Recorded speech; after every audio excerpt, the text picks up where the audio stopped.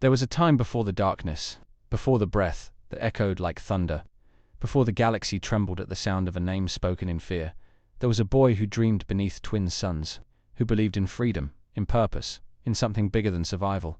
And somewhere between those dreams and destiny, everything changed. He was meant to be the savior, the balance that would silence centuries of conflict. But balance was never peace. It was tension, pulled tight between compassion and control, between loyalty and loss. And in that strain, something broke. Not in the Force, but in him. The galaxy crowned him too early, and mourned him too late. They watched his rise with awe, and his fall with silence. They spoke of prophecy while ignoring pain. They feared what he might become, and shaped him into exactly that. Not with cruelty, but with neglect, with expectation, with abandonment disguised as order. When the mask came on, the world pretended he died, but he didn't. He endured, beneath metal and myth, behind the breath that chilled the air. He remembered every face, every promise, every name. He carried his past like a blade, not to wield it, but to survive it. And through it all, he remained the constant. Empires rose around his shadow. Rebellions sparked in his wake. Hope was defined by what he became.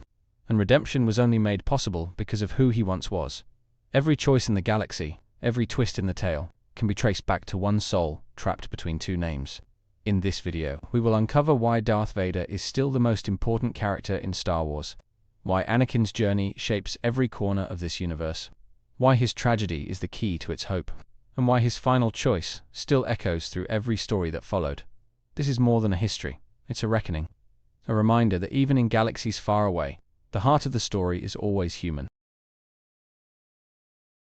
There is something strange about beginnings. They never feel like beginnings until everything falls apart, until the threads of a life begin to unravel and reveal the choices hiding underneath. Anakin Skywalker was never just a boy from Tatooine. He was a whisper in the Force, a question that the galaxy never quite answered. He was supposed to be the chosen one, supposed to bring balance to a world breaking apart at the seams. But what does balance mean in a place where light and dark are never still? He was raised among warriors, yet trained like a monk, taught compassion while learning war. It was never going to be simple. From the moment he stepped into the Jedi Temple, the story changed. Not just for him, but for everyone the Force touched. The Clone Wars didn't just begin with a vote. They began with him, with a child molded into a weapon, shaped by fear, loss, and loyalty that was never truly his. And yet, even in those early years, the galaxy bent around him. He was a gravitational pull that drew people in, altered their paths, shaped destinies they never asked for. Padmo, Obi-Wan, Ahsoka forever marked by the storm inside him. Even Palpatine saw it, not as a threat, but as an opportunity. It makes you wonder if destiny was ever his to control, or if the Force merely used him as a lens to focus its will. The idea that one life could be the hinge of a galaxy feels absurd, until you realize every war, every fall, every moment of hope or despair, it all begins with Anakin Skywalker. The Jedi never truly saw him. They saw his power, his potential, but not the boy buried beneath the prophecy. They feared his attachments, judged his emotions, and expected him to be more than human. And yet they gave him no room to be one. They built a wall around him and called it training. They demanded loyalty, but offered no trust, expected obedience without understanding. The very order that claimed peace was built on conflict. Every lesson they gave was laced with contradiction.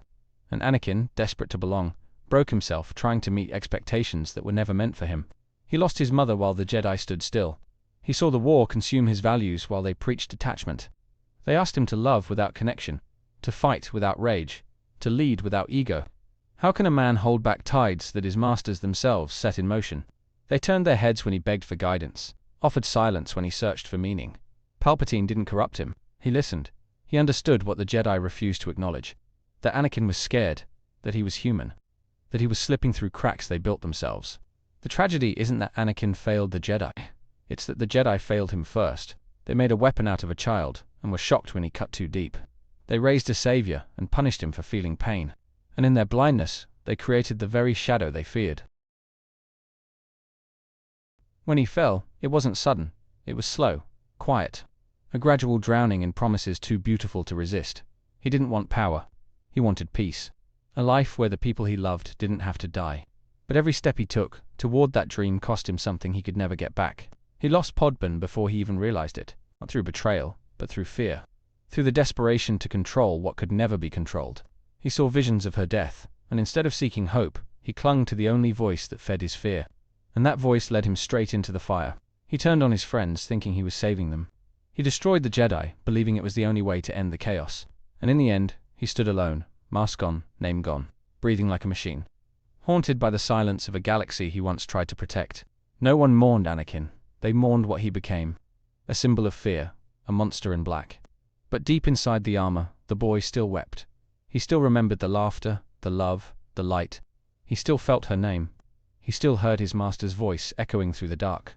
Darth Vader wasn't born in fire. He was born in sorrow, in silence, in the quiet moments after choices too heavy to undo.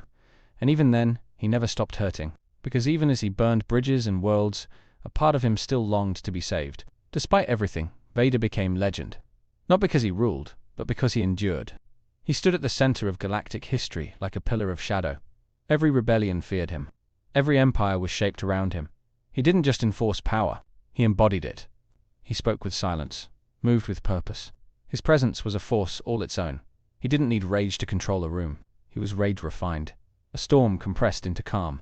One breath from him echoed louder than 1,000 blasters. He wasn't a man. He was myth. And yet, that myth was built on pain. He wielded his past like a weapon, cutting through doubt, through resistance, through hope itself. But the deeper truth is this.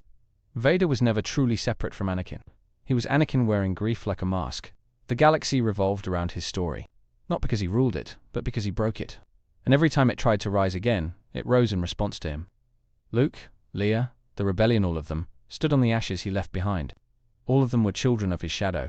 To understand Star Wars is to understand him, not the icon, but the man. The broken soul who rose and fell, and rose again. The Force was never light or dark. It was always him, the one who carried both, and somehow survived. And then, he came back. Not with armies, not with violence, but with a choice.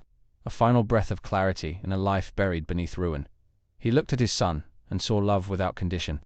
And in that moment, the armor cracked. Anakin Skywalker returned. It wasn't redemption through battle. It wasn't revenge. It was sacrifice. He gave everything to destroy the darkness he helped build. He threw the Emperor into the fire, not to win, but to save. Not to rewrite his past, but to protect the future.